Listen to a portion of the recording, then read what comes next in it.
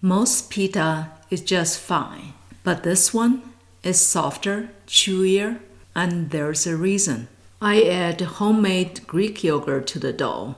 It brings a gentle tang and keeps the pita soft long after it cools. Flour, yeast, sugar, and salt. Then olive oil, that yogurt, and just enough water to bring it together.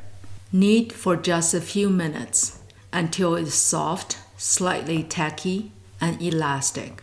Let it rise until doubled.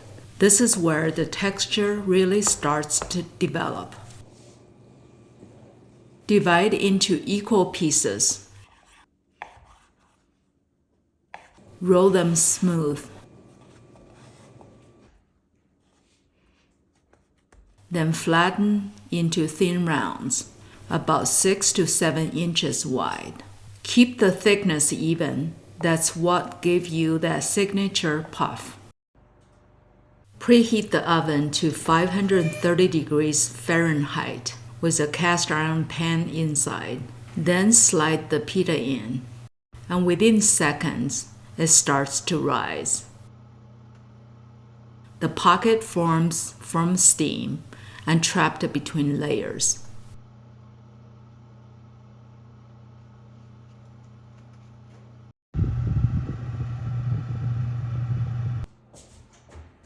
Straight into a tortilla warmer or a towel so they stay soft, warm, and ready to serve.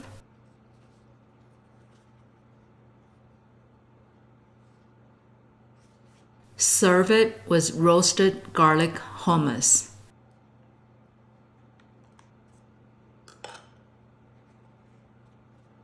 And something to scoop. Colorful bell peppers, cucumbers, carrots, everything just lets a pita shine. It's a kind of dough that starts with something you already made and turns into something completely new. Welcome to Lay's Kitchen, where flavors are without borders.